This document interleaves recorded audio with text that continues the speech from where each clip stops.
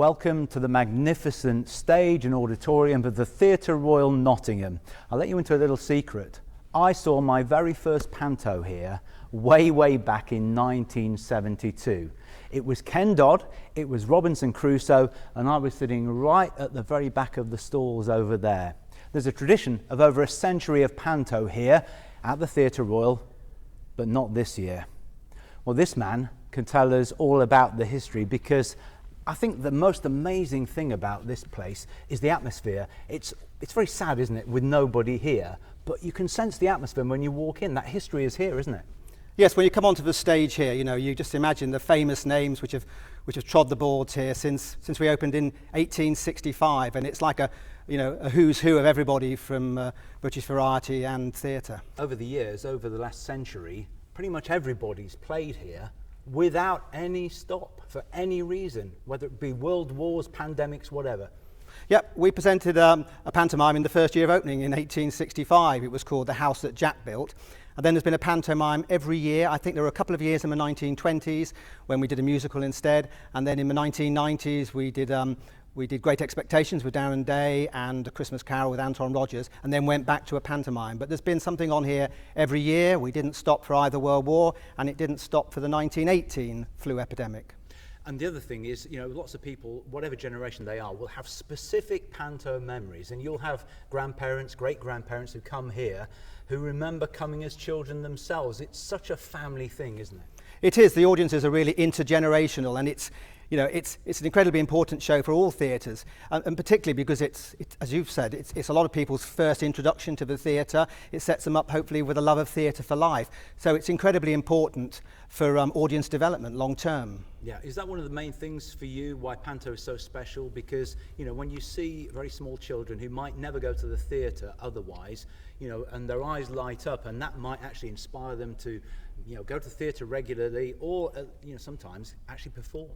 Yeah, no, absolutely. A lot of performers will talk about their first experience being a pantomime, and a lot of people these days are focused on a little small screen, aren't they? To come and see, it's the live action, it's the live experience, and it's the shared experience in an auditorium like this with the actors, which is what is our unique experience. And that's why, theatre will survive, it will come back when it's safe and everyone's able to come back.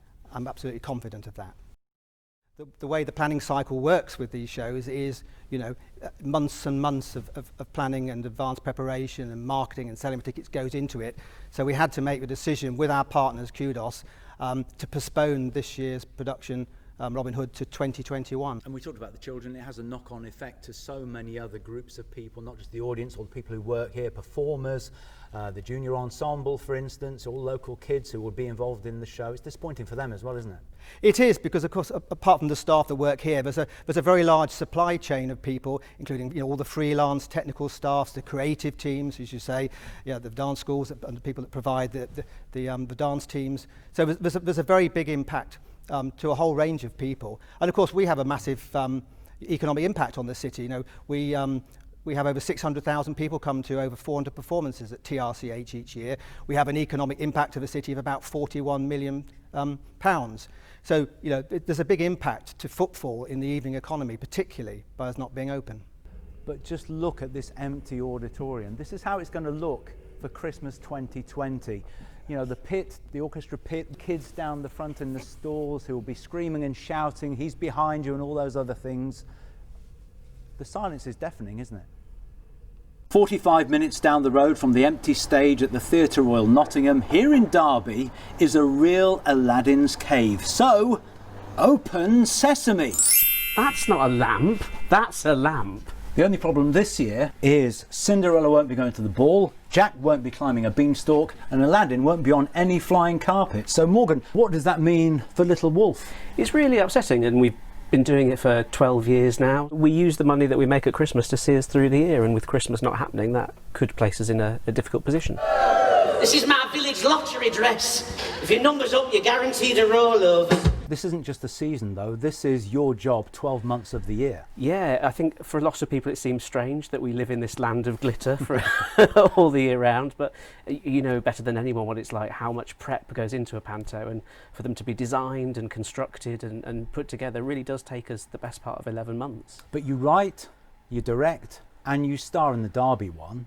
So how do you feel to know that all that hasn't been wasted, it's been postponed, but how do you feel? Yeah, I think we're all a little bit heartbroken, if I'm honest, because we love to entertain people. It's what we do. It's why we get up in the morning, and to suddenly go, oh, and we're not going to be able to do that is really upsetting. And we've been doing it for 12 years now, so to suddenly not be is going to be a thing. But I think we all have to really look at how we can use this time to be more imaginative, more creative, and make sure that when we come back, people go, oh yeah, we did miss this. We do want to support Panto going forward. And what about the logistics of it all for you, with 3 different venues, 3 different sets of set, costumes, casting, all that? How much of a nightmare has that been? Yeah, I mean, I will say that all of the venues and all of the actors, because these are people that we work with year on year and in different theatres, have all been really understanding and really supportive. And that's, for me, been one of the bonuses of this, that actually as an industry people go, it's horrible, but we're all in this together, and let's support each other. So I'm really grateful that everyone's been so wonderful about what's been a truly awful situation. And there are so many other people involved, not least the audiences, who will miss out this year in Solihull, in Derby, and also in Loughborough. Yeah, well, the Loughborough cancellation notice went out, and we had so many messages from audience members going, oh, it's part of our Christmas, we're really going to miss it.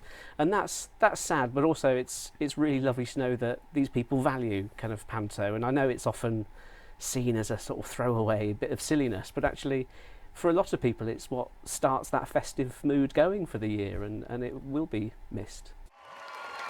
Hello and welcome to Imagine Theatre, one of the biggest production companies in the country. And of course, they would have an even bigger lamp, wouldn't they?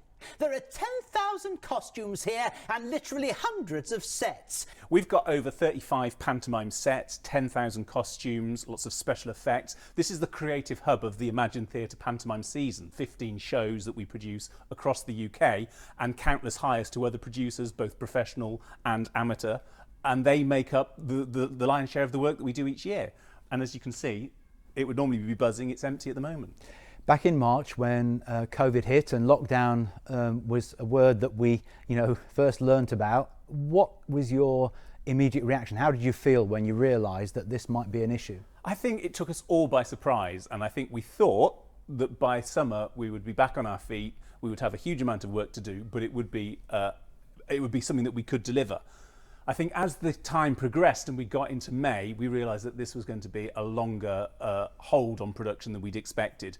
And what was really great is that all pantomime producers spoke to each other and understood that we were all sharing the same concerns and the same pressures, and spoke to our theatres and understood actually what are the implications if we can't deliver this year. Because the implications for a pantomime production company like ourselves and all our fellow producers is enormous, but it's even harder on the theatres who rely on their pantomime income to fund a lot of what they're doing each year. Well, 12 months of the year you spend putting Panto together. That's predominantly what you do. So this is 12 months without any income. What does that mean? It's really hard for a company like ours. We won't see any income now potentially until Christmas 2021 when pantomime resumes.